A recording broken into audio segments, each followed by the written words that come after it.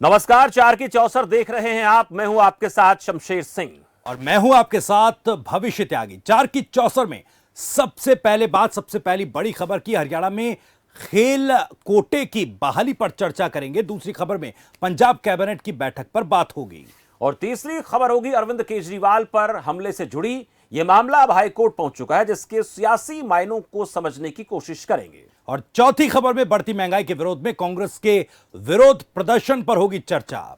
लेकिन उससे पहले एक नजर इस वक्त की सुर्खियों पर।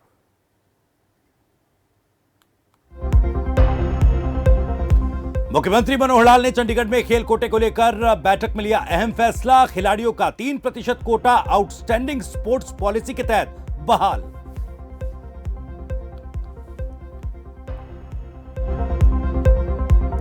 थोड़ी देर में पंजाब कैबिनेट की अहम बैठक। सीएम भगवंत मान की अध्यक्षता में आयोजित बैठक में कई अहम फैसलों पर लग सकती है मुहर।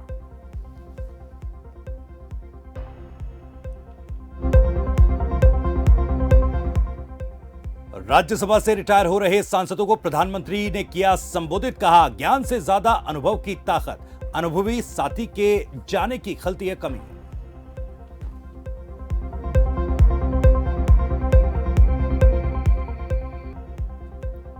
पेट्रोल डीजल और महंगाई पर कांग्रेस का हल्ला बोल। बढ़ती कीमतों के खिलाफ कांग्रेस कर रही प्रदर्शन। विजय चौक पर राहुल गांधी ने किया प्रदर्शन।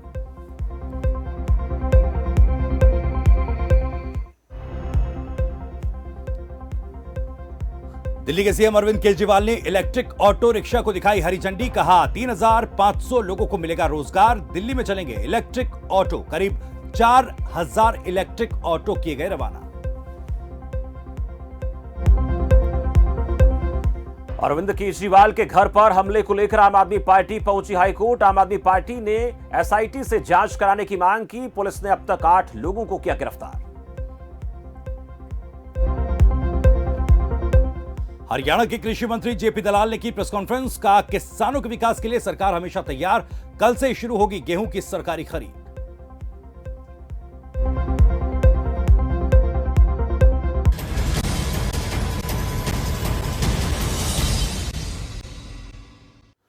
तो बढ़ते हैं 4 की चौसर की पहली खबर की तरफ। हरियाणा के मुख्यमंत्री मनोहर लाल ने चंडीगढ़ में खेल कोटे को लेकर बैठक की। बैठक में खेल राज्य मंत्री संदीप सिंह समेत तमाम अधिकारी मौजूद रहे। आपको बता दें कि हरियाणा सरकार ने खेल कोटे में मिलने वाली आरक्षण पॉलिसी में बदलाव करते हुए अफसरों के ग्रुप ए और ग्रुप बी कर्मचारियों के ग्रुप सी की सीधी भर्ती में खेल कोटे का 3% आरक्षण खत्म कर दिया था।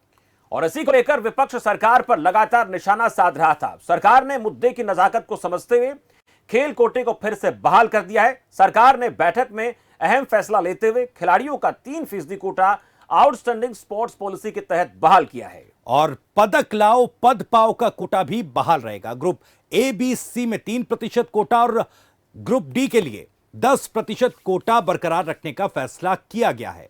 और फर्जी ग्रेडेशन सर्टिफिकेट से नौकरी पाने वालों के खिलाफ कड़ी कार्रवाई करने की बात भी कही गई है। अनिल हमारे संवाददाता चंडीगढ़ से इस खबर पर ज्यादा जानकारी के हमारे साथ जुड़े। अनिल, खेल कोटे को लेकर लगातार बवाल हो रहा था। 3% कोटा खत्म करने के बाद सरकार कहीं ना कहीं घिरती नजर आ रही थी। विपक्ष भी हमलावर था। अब इस निर्णय को वापस सरकार ने बहाल कर दिया है। कितना महत्वपूर्ण यह फैसला था जिसको बदला और अब फिर से बहाल करने की बात सरकार ने की है? देखिए, काफी अहम फैसला ये था और जिस तरीके से फैसला लिया गया सरकार की तरफ से वो इसलिए फैसला लिया गया था क्योंकि कुछ फर्जी सर्टिफिकेट के माध्यम से नौकरी लेने वालों की तादाद जो है वो बढ़ रही थी। लगातार फर्जीवाड़े का मामला जो है वो बढ़ रहा था। इसको लेकर क्योंकि कई नेताओं की तरफ से निशाना साधा जा रहा था। नवीन जैन की तरफ से अभी कुछ देर पहले प्रेस कॉन्फ्रेंस की गई, उनकी तरफ से समय दिया गया था 1 अप्रैल तक का और ये कहा गया था कि 2 अप्रैल तक अगर सरकार की तरफ से खेल कोटे का जो प्रतिशत है 3% इसको बहाल नहीं किया गया तो एक दंगल होगा रोहतक में। उनकी तरफ से ये ऐलान भी किया गया था। जब उनकी तरफ से प्रेस कॉन्फ्रेंस शुरू की गई तो इसके दूसरी तरफ ठीक मुख्यमंत्री की तरफ से बैठक ली जा रही थी पहले से और बैठक में मुख्यमंत्री की तरफ से ये फैसला ले लिया गया है, इसे बहाल कर दिया गया है। तो कहीं ना कहीं जिस तरीके से निशाना साधा जा रहा था लगातार इस पूरे मामले को लेकर अब उसमें एक बड़ा फैसला लिया गया है, बहाल कर दिया गया है। जैसे ही बहाल किया गया फैसला उसके साथ साथ तुरंत जो जननायक जनता पार्टी के प्रधान महासचिव हैं दिग्विजय चौटाला, उनकी तरफ से भी इस फैसले का स्वागत किया गया है। उनकी तरफ से मुख्यमंत्री और जो उप मुख्यमंत्री हैं दुष्यंत चौटाला, उनका धन्यवाद जताया गया है और साथ ही कहा गया कि इस फैसले के बाद जिस तरीके से बहाल किया गया सरकार की तरफ से, फिर से फैसला लिया गया है। इसके बाद जो युवा खिलाड़ी हैं उनको प्रोत्साहन मिलेगा कहीं ना कहीं इस फैसले जी के साथ। अनिल, एक सवाल यहां पर यह है, क्योंकि जिस वजह को देखते हुए ये कोटा वापस लिया गया था, फर्जी सर्टिफिकेट नौकरी पाने वालों के ना बन पाए, फर्जी सर्टिफिकेट बनाकर नौकरी लोग ना ले पाए, अब इसको लेकर, इस समस्या को देखते हुए क्या कुछ पॉलिसी या क्या कुछ खाका तैयार किया गया है? देखिए, फिलहाल ये कहा गया है कि अब नजर रखी जाएगी बारीकी से। अब जो भी इस तरीके से नकली सर्टिफिकेट के माध्यम से नौकरी के लिए जिनकी तरफ से अभी तक आवेदन किया गया है या भविष्य में किया जाएगा, तो ऐसे तमाम जो प्रतिभागी होंगे जिनकी तरफ से आवेदन किया जाएगा, वो तमाम कर्मचारी जो है वो नपेंगे। यानी अब सीधे तौर पर उन्हीं को ही यहाँ कोटा जो निर्धारित किया जाता है सरकार की तरफ से, उन्हीं को नौकरी मिल पाएगी जिन्होंने पदक लिया होगा और जिनकी तैयारी पूरी तरीके से होगी और मान्यता प्राप्त जो इंस्टीट्यूट्स हैं वहां से उनकी तरफ से कोचिंग की गई होगी। वो प्रतियोगिताएं जो सरकार की तरफ से रखी जाती हैं नौकरी को लेकर, वहां से अगर उन्हें सर्टिफिकेट मिला होगा तो ही 3% तक का जो सरकार की तरफ से कोटा निर्धारित किया गया है खेलों को लेकर, वो उसके तहत नौकरी मिल पाए। ये ठीक है अनिल, किस तरह की चीजें सामने आ रही थी? ऐसा देखा जा रहा था कि कहीं ना कहीं फर्जी तरीके से लोग सर्टिफिकेट बनवाकर नौकरी पा रहे थे, पद पा रहे थे, लेकिन सियासी दबाव भी कहीं ना कहीं नजर आ रहा था। सिर्फ सियासी दबाव नहीं, हरियाणा को खेलों का हब माना जाता है और हरियाणा के खिलाड़ियों से अगर उनका ये अधिकार छीना जा रहा था तो ग्राउंड से ये भी आवाज उठ रही थी, छोटे छोटे बच्चे जो खिलाड़ी हैं उनकी भी आवाजें सोशल मीडिया पर अब कहीं ना कहीं आवाज बुलंद हो रही थी कि आप इसको निर्णय को वापस लें क्योंकि ये हमारे साथ खिलवाड़ है। तो ये चीजें भी कहीं ना कहीं मैटर कर रही होंगी, सरकार के ऊपर दबाव तो बन रहा था। बिल्कुल, देखिए दबाव बन रहा था, लगातार नेताओं की तरफ से बयानबाजी की जा रही थी इस पूरे मामले को लेकर और ये सवाल उठाए जा रहे थे क्योंकि हरियाणा का जो नाम जाना जाता है उसमें खेलों में जिस तरीके से खिलाड़ियों का अभी तक प्रतिनिधित्व रहा है देश भर में, दुनिया भर में हरियाणा के खिलाड़ियों का डंका रहा है, उसको देखते हुए लगातार जो नेता है उनकी तरफ से इस को लेकर सवाल उठाए जा रहे थे। हालांकि ये कहा जा रहा था भारतीय जनता पार्टी के नेताओं की तरफ से कि कोई भी ऐसा फैसला सरकार की तरफ से अभी इस पूरे मामले को लेकर नहीं लिया गया, लेकिन जिस तरीके से अब बैठक हुई, लगातार सवाल खड़े किए जा रहे थे, तो उसको देखते हुए तमाम जो एहतियात बरती जानी चाहिए नौकरियों को लेकर, उसमें एक पारदर्शिता लाने का प्रयास जो है वो होगा इस बैठक के बाद, क्योंकि अहम दिशा निर्देश जो है वो खेल विभाग के अधिकारियों को दे दिए गए हैं। जी शुक्रिया अनिल इस जानकारी के लिए। तो वाकई में महत्वपूर्ण निर्णय, इसको पहले इस सरकार की तरफ से खेल कोटे के तहत मिलने वाली नौकरियों के इस निर्णय को पहले वापस लेना, उसके बाद फिर इसको बहाल कर देना, वाकई में ये खिलाड़ियों के लिहाज से तो ठीक था नहीं, बल्कि सियासत तो अक्सर देखते हैं कि होती रहती है, भविष्य बढ़ेंगे आगे। दिल्ली के मुख्यमंत्री अरविंद केजरीवाल के घर पर हुए हमले का मामला अब दिल्ली हाईकोर्ट पहुंच गया है। आम आदमी पार्टी के विधायक सौरभ भारद्वाज ने तोड़फोड़ के खिलाफ दिल्ली हाईकोर्ट का रुख किया। याचिका में घटना की स्वतंत्र जांच करने के लिए एक विशेष जांच दल बनाने की मांग की गई है। आम आदमी पार्टी ने इस हमले का आरोप बीजेपी पर लगाया है। पुलिस ने कार्रवाई करते हुए अब तक 8 लोगों को गिरफ्तार भी किया है। वहीं हमले के विरोध में आम आदमी पार्टी के कार्यकर्ता यूपी के सभी जिलों में विरोध प्रदर्शन भी कर रहे हैं। लखनऊ में आम आदमी पार्टी के कार्यकर्ताओं ने सड़क जाम कर विरोध जताया। तो यूपी समेत कई राज्यों में आम आदमी पार्टी के जो कार्यकर्ता हैं वो बीते दिन अरविंद केजरीवाल के आवास के बाहर हुई तोड़फोड़ के खिलाफ प्रदर्शन कर रहे हैं और जो इस पूरे मामले में दोषी हैं उनके खिलाफ कार्रवाई की मांग कर रहे हैं। बिल्कुल।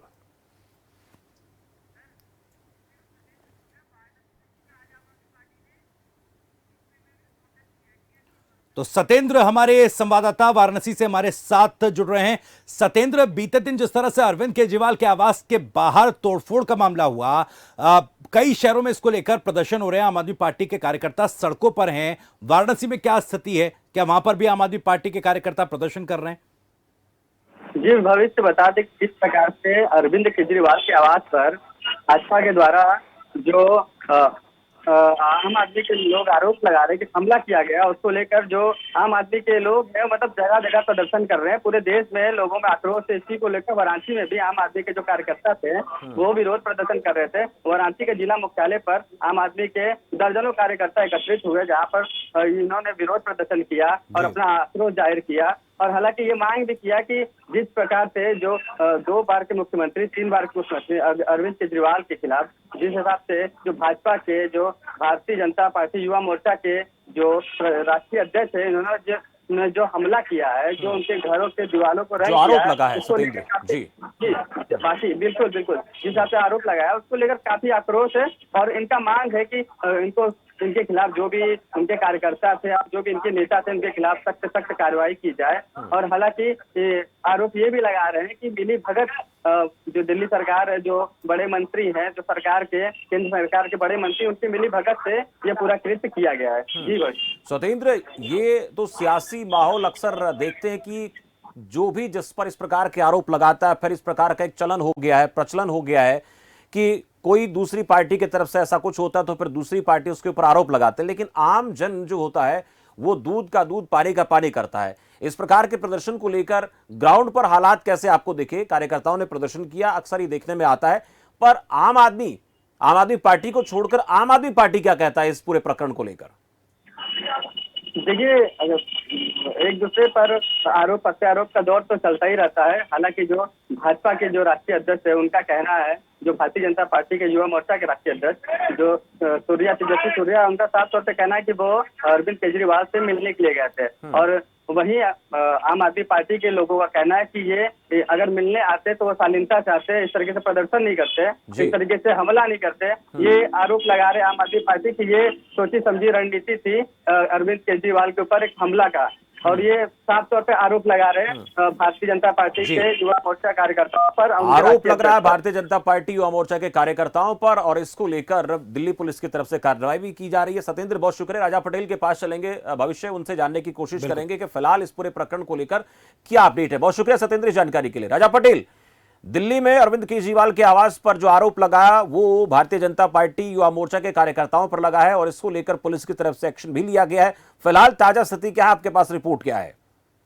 बिल्कुल, देखिए शमशेर, आम आदमी पार्टी के जो विधायक हैं सौरभ भारद्वाज, उन्होंने हाईकोर्ट का दरवाजा खटखटाया है। दिल्ली हाईकोर्ट में याचिका दायर की है और एसआईटी गठित की बात कही है। जिस तरीके से मुख्यमंत्री की सुरक्षा का मामला है और जिस तरीके से तमाम दिल्ली पुलिस की बात करें, वहां पर जिस तरीके की चूक हुई है, ये बेहद ही संवेदनशील मामला है। ऐसे में आम आदमी पार्टी के जो विधायक है वो हाईकोर्ट गए। अब देखने वाली बात होगी, क्योंकि जिस तरीके से पूरे देश की हम बात करें या फिर ये कहें कि हरियाणा की अलग अलग राज्यों में जिस तरीके से आम आदमी पार्टी के कार्यकर्ता प्रदर्शन कर रहे हैं, वो मांग कर रहे हैं कि जो भी दोषी हैं उनके खिलाफ सख्त से सख्त कार्रवाई करनी चाहिए। क्योंकि इस वक्त बीजेपी यूथ बीजेपी वहां पर प्रोटेस्ट कर रही थी, उनके तमाम ये कार्यकर्ता बताए जा रहे हैं। हालांकि दिल्ली पुलिस की तरफ से भी यहाँ पर प्रेस नोट जारी किया गया है। 8 जो लोग हैं जिनकी पहचान हो चुकी है, सीसीटीवी के फुटेज के आधार पर उनको गिरफ्तार कर लिया। बाकियों की छानबीन लगातार जारी है। दिल्ली पुलिस अपना काम करती हुई नजर आ रही है, पर जिस तरीके की लापरवाही उस वक्त वहां पर दिल्ली पुलिस के सामने आई है, उसकी जवाबदेही अब दिल्ली पुलिस को देनी होगी। देखने वाली बात होगी, क्योंकि हाईकोर्ट में अब ये मामला जा चुका है, हाईकोर्ट में याचिका लगाई जा चुकी है, किस तरीके का निर्णय निकलकर सामने आता है। राजा, एक सवाल यहाँ पर यह है कि क्या आम आदमी पार्टी की तरफ से जो याचिका लगाई गई है उसमें कुछ लोगों को नामजद किया गया है क्या? क्योंकि देखिए, जब ये सीसीटीवी फुटेज सामने आया तो ये आरोप लग रहे थे, आम आदमी पार्टी जो कह रही थी कि भाई तेजस्वी सूर्या जो कि भारतीय जनता युवा मोर्चा के राष्ट्रीय अध्यक्ष हैं, वो घटनास्थल पर खुद मौजूद थे। पुलिस और क्या कुछ कह रही है इसमें, और क्या याचिका में कुछ लोगों को नामजद किया गया है?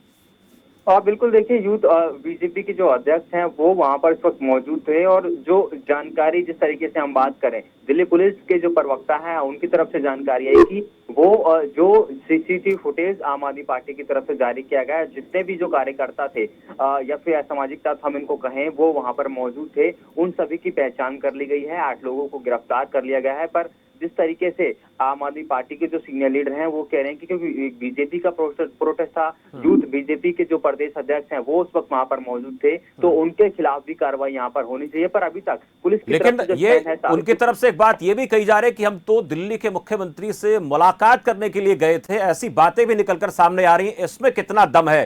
क्योंकि तस्वीरें कुछ और बयां कर रही है। वहां पर लात गुस्से चलते हुए दिखाई दे रहे हैं, बैरिकेडिंग तोड़े जाने की तस्वीरें सामने आ रही है, ऐसा कुछ दिख रहा है। तो ये मुलाकात थी या फिर कोई अपने जज्बात में बहकर ये सब लोग वहां पर चले गए? हाँ बिल्कुल, देखिए वाकई में जिस तरीके की घटना सामने निकलकर सामने आई है वो एक चिंताजनक है, क्योंकि सीएम की सिक्योरिटी बीच का ये मामला है, सुरक्षा का मामला है। ऐसे में जिस तरीके से देश की राजधानी के मुख्यमंत्री हैं अरविंद केजरीवाल, और गेट के बाहर जिस तरीके का प्रोटेस्ट देखने को मिला, हंगामा देखने को मिला, यहाँ तक कि सीसीटीवी कैमरे थे उनको तोड़ दिया गया, तो ये पूरी प्लानिंग के तहत कहीं ना कहीं इस घटना को अंजाम दिया गया है। योजनाबद्ध तरीके से ऐसा किया गया, ऐसे आरोप लग रहे हैं, लेकिन अब देखना होगा इस पूरे प्रकरण में हाईकोर्ट की तरफ से क्या रुख अख्तियार किया जाता है, और इसमें जिन लोगों के खिलाफ मामला दर्ज किया गया वो लोग को उन्हें इसकी पहचान होना अभी बाकी है, लेकिन आरोप भारतीय जनता युवा मोर्चा के कार्यकर्ताओं पर लग रहे हैं भविष्य। फिलहाल वक्त एक ब्रेक का चला है, ब्रेक के बाद जल्द हाजिर होंगे।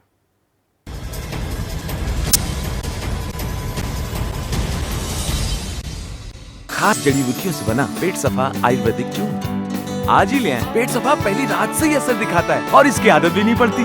पेट सफा हर रोग दफा। कबीर अमृतजाइन सिरप 3-in-1 फॉर्मूला के साथ एक ही बोतल में 3 गुण, लिवर टॉनिक भी है, एंजाइम भी है और एंटासिड भी है। इसके हैं कई फायदे। शराब से होने वाले साइड इफेक्ट से राहत में सहायक, आपके लिवर को बनाए अंदर से स्ट्रॉन्ग। आयुर्वेदिक अर्क पद्धति द्वारा निर्मित कबीर अमृतजाइन सिरप। खबरों की जमीनी पड़ताल, सवालों के साथ घटनाओं की पड़ताल, सियासत और समाज से जुड़ी हर खबर जिसका आप पर पड़ता है सीधा असर। ग्राउंड रिपोर्ट के साथ खबरों का सफर। सोमवार से शुक्रवार शाम 5:25 पर सिर्फ खबर फास्ट पर।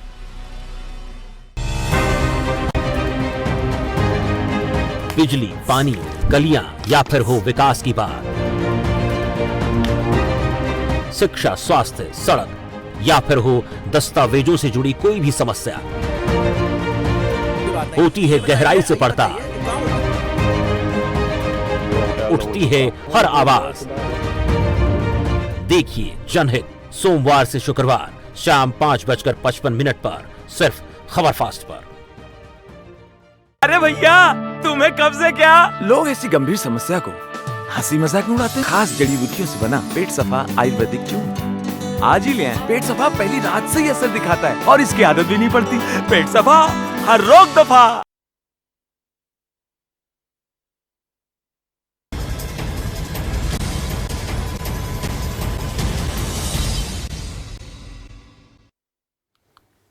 ब्रेक के बाद एक बार फिर स्वागत है आपका। रुक करते हैं अगली खबर की ओर। पेट्रोल और डीजल के दामों में एक बार फिर से इजाफा किया गया है। दरअसल आपको बता दें कि लगातार जो पेट्रोल और डीजल के दाम हैं वो बढ़ रहे हैं। 5 राज्यों में चुनाव खत्म हुए उसके बाद से लगातार ये दाम बढ़ते ही जा रहे हैं। और बढ़ती महंगाई के विरोध में कांग्रेस पार्टी की तरफ से प्रदर्शन किया गया। पेट्रोल, डीजल, गैस की बढ़ती कीमतों के चलते कांग्रेस का प्रदर्शन तस्वीरों में आप देख सकते हैं। 10 दिन में 9 बार बढ़ोतरी हो चुकी है। करीब 137 दिन दामों के स्थिर रहने के बाद 22 मार्च से कीमतें बढ़नी शुरू हुई थी। राजधानी दिल्ली, आर्थिक राजधानी मुंबई और देश के कई राज्यों में पेट्रोल की कीमत 100 रुपए के पार पहुंच गई है। पेट्रोल, डीजल की लगातार बढ़ती कीमतों के खिलाफ कांग्रेस पूरे देश में प्रदर्शन कर रही है। दिल्ली से लेकर तमिलनाडु तक विरोध प्रदर्शन की तस्वीरें सामने आ रही हैं और राहुल गांधी भी आप तस्वीर में देख पा रहे हैं। तो दिल्ली में राहुल गांधी समेत तमाम कांग्रेस नेताओं ने विजय चौक पर बढ़ती कीमतों को लेकर प्रदर्शन किया। राहुल गांधी ने कहा कि महंगाई की मार से पूरा देश परेशान है। सरकार पेट्रोल, डीजल के दाम बढ़ाना बंद करे, इस प्रकार की मांग लगातार कांग्रेस पार्टी की तरफ से उठ रही है। तो ये तस्वीरें आप देखिए जहां पर पेट्रोल, डीजल, गैस की बढ़ती कीमतों के खिलाफ कांग्रेस पार्टी का विरोध प्रदर्शन, और ये तस्वीरों का अपने आप में सब कुछ बयां करने का एक नया अंदाज। डिस्ट्रिक्ट्स और ब्लॉक्स में कांग्रेस पार्टी जो प्राइस राइज है और ख़ासतौर से जो पेट्रोल और डीजल की प्राइस राइज है उस पर एजिटेशन कर रही है। पिछले 10 दिन में 9 बार पेट्रोल और डीजल के प्राइसेस बढ़ाए गए हैं और इसकी चोट डायरेक्टली सबसे गरीब, मिडिल क्लास लोगों को पड़ती है। हमारी मांग है कि ये जो प्राइसेस बढ़ती जा रही हैं, महंगाई बढ़ती जा रही है और जो पेट्रोल और डीजल के दाम बढ़ते जा रहे हैं, इनको सरकार कंट्रोल करे और पेट्रोल और डीजल के दाम बढ़ाना बंद करे। तो इसलिए हम सब यहाँ आए हैं पूरे देश में हमारा प्रोटेस्ट चलेगा, काफ़ी दिनों के लिए चलेगा। ये हमारा मैसेज है। तो इस खबर पर ज्यादा बातचीत के लिए हमारे संवाददाता राजा पटेल जुड़ गए। राजा, जल्दी से बताइएगा, कांग्रेस ने जिस तरीके से महंगाई के खिलाफ ये प्रदर्शन किया विजय चौक पर, क्या तस्वीरें रही, क्या बातचीत आपकी वहां पर हो पाई, और क्या इसके बाद कोई बीजेपी की तरफ से रिएक्शन भी आया है क्या? बिल्कुल, देखिए भविष्य, जिस तरीके से कांग्रेस आज पूरे देश में जिस तरीके से जो महंगाई लगातार बढ़ती हुई नजर आ रही है, इसी कड़ी में पूरे देश में कांग्रेस की तरफ से आज प्रदर्शन किया गया। आज दिल्ली की बात करें तो दिल्ली के विजय चौक पर राहुल गांधी के नेतृत्व में सभी जो सांसद हैं कांग्रेस के, वो प्रदर्शन में शामिल हुए। जिस तरीके से पिछले 10 दिनों में 9 बार पेट्रोल डीजल की बात करें, एलपीजी सिलेंडरों की बात करें, उनके रेटों में लगातार इजाफा देखने को मिल रहा है। कांग्रेस चाहे संसद के अंदर की बात करें, सड़कों की बात करें, वहां पर लगातार प्रदर्शन कर रही है। और कांग्रेस की एक ही मांग है, क्योंकि जिस तरीके से एलपीजी सिलेंडर की हम बात करें, डीजल और पेट्रोल की बात करें, जो रेटों में लगातार इजाफा हो रहा है, इसको कम करने की बात यहाँ पर कांग्रेस कर रही है। संसद में भी काफी ज्यादा हंगामा देखने को मिल रहा है दोनों सदनों में। और यहीं बीजेपी की तरफ से जो रिएक्शन निकलकर सामने आए, जिस तरीके से 2 दिन पहले नितिन गडकरी का बयान सामने आया था कि रूस और यूक्रेन के युद्ध का असर देखने को मिल रहा है। वहां पर जिस तरीके से अंतर्राष्ट्रीय लेवल पर जो पेट्रोल और डीजल की कीमतों में इजाफा देखने को मिल रहा है, उसका असर यहाँ पर देश में होता हुआ नजर आ रहा है। तो सरकार की तरफ से स्थिति स्पष्ट हो चुकी है कि आगे आने वाले दिनों में राहत लोगों को नहीं मिलने वाली। इसी तरीके से जो रेट है वो बढ़ते हुए नजर आएंगे। पर कांग्रेस इस पर पूरी तरीके से सरकार पर हमलावर नजर आ रही है। कांग्रेस साफ तौर पर सरकार पर आरोप लगा रही है कि काफी लंबे समय के बाद पेट्रोल डीजल के रेट बढ़ाए गए, क्योंकि इलेक्शन का माहौल था। उसके बाद जिस तरीके से इलेक्शन खत्म हुई और अब लगातार पेट्रोल डीजल की बात करें, एलपीजी गैस सिलेंडर की बात करें, उनके रेटों में लगातार इजाफा हो रहा है। पेट्रोल डीजल के साथ साथ जिस तरीके से हम भविष्य बात करें, ट्रांसपोर्ट एक बहुत बड़ा जरिया रहा है। ट्रांसपोर्ट, क्योंकि डीजल पेट्रोल के रेट बढ़ेंगे, जाहिर तौर पर उसके बाद जिस तरीके से खाद्य सामग्रियों की बात करें, फलों की बात करें, अन्य सामानों की बात करें, उस पर देखने को असर मिलता है। इस तरह की चीजों पर असर पड़ेगा राजा पटेल। और जैसे कांग्रेस की हम बात कर रहे हैं कि कांग्रेस प्रदर्शन कर रही है अपने सभी सांसदों के साथ, लेकिन कांग्रेस कितनी मजबूती के साथ विरोध कर पा रही है, ये बड़ा सवाल है। क्योंकि विपक्ष की एकजुटता महत्वपूर्ण होती है, लेकिन विपक्ष खुद कितना एकजुट है इस मसले को लेकर, यह भी देखना दिलचस्प है। बहुत शुक्रिया राजा पटेल इस जानकारी के लिए। तो भविष्य आगे बढ़ेंगे, बात एक और अहम खबर की कर लेते हैं। वो जो खबर है चंडीगढ़ से, जहां आज पंजाब कैबिनेट की महत्वपूर्ण बैठक है। बिल्कुल, और मुख्यमंत्री भगवंत मान की अध्यक्षता में पंजाब सचिवालय में यह बैठक आयोजित की जाएगी, जिसमें तमाम जो कैबिनेट मंत्री हैं वो मौजूद रहेंगे। और बिल्कुल खबर यह भी आ रही है कि बैठक जो शुरू हो चुकी है, और ऐसा माना जा रहा है कि इस बैठक में भगवंत मान की तरफ से कई बड़ी घोषणाएं की जा सकती हैं, उन पर मुहर लग सकती है। बैठक को लेकर ये जानकारी भविष्य मिल रही है। बिल्कुल, तो ये बैठक शुरू हो चुकी है। जो जानकारी अब मिल रही है, इसमें तमाम जो कैबिनेट मंत्री हैं वो मौजूद हैं। मुख्यमंत्री भगवंत मान इस बैठक की अध्यक्षता कर रहे हैं। और देखिए, जिस तरीके से शमशेर जी, लगातार भगवंत मान ने कई ऐलान पंजाब को लेकर सरकार बनते ही किए हैं, उन ऐलानों को लेकर कुछ प्रस्तावों पर मुहर लग सकती है, या आगे कई और फैसलों को लेकर भी इस बैठक में निर्णय लिए जा सकते हैं। चलिए, अनिल हमारे संवाददाता चंडीगढ़ से एक छोटा सा कमेंट अनिल से चाहेंगे। अनिल, बैठक को लेकर क्या जानकारी है? जानकारी, बैठक शुरू हो चुकी है और लगातार एक के बाद एक फैसले भगवंत मान ले रहे हैं, तो आज कुछ ऐसा जानकारी मिल रही है कि कोई बड़ा फैसला सामने आ सकता है? बिल्कुल, देखिए, बड़ा फैसला लिया जा सकता है, कुछ बड़े फैसले लिए जा सकते हैं। हम जो वादे किए गए थे चुनाव से पहले आम आदमी पार्टी की तरफ से, उन पर धीरे धीरे आगे बढ़ रही है पार्टी। और क्योंकि दूसरी बैठक है मंत्रिमंडल की और इसमें बड़ा फैसला लिया जा सकता है, ये उम्मीद है। इसके साथ जो सेंटर के सर्विस रूल चंडीगढ़ के कर्मचारियों पर लागू करने को लेकर एक नोटिफिकेशन केंद्र सरकार की तरफ से जारी की गई है, उसको लेकर एक विशेष सत्र बुलाया जा सकता है कल। इसको लेकर फैसला जो है आज मंत्रिमंडल की बैठक में हो सकता है, ये माना जा रहा है। कल फैसला जो है वो पंजाब सरकार की तरफ से लिया जाएगा। आगे किस तरीके से इस केंद्र सरकार के फैसले पर पंजाब सरकार बढ़ सकती है, एजी पंजाब भी इस बैठक में मौजूद हैं और चर्चा होगी कि कानूनी रूप से पंजाब सरकार अब आगे कैसे बढ़ सकती है। क्योंकि जैसे ही फैसला केंद्र सरकार की तरफ से लिया गया, लगातार इस फैसले के विरोध में पंजाब में जो तमाम नेता है, पार्टियां, वो देखने को मिली। और आम आदमी पार्टी की तरफ से, सरकार की तरफ से खुलकर केंद्र सरकार के इस फैसले का विरोध भी किया गया। इसको लेकर अहम फैसला जो है, बिल्कुल इसको लेकर इस बैठक में महत्वपूर्ण निर्णय कोई लिया जा सकता है, ये जानकारी अभी तक मिल रही है। बहुत शुक्रिया अनिल इस तमाम अपडेट के लिए। तो भगवंत मान कैबिनेट की बैठक शुरू हो चुकी है और इस बैठक में क्या महत्वपूर्ण फैसले होंगे, इसके लिए थोड़ा सा इंतजार करना पड़ेगा। लेकिन फिलहाल 4 के 4 में इतना ही। आप देखते रहिए खबर फास्ट। नमस्कार।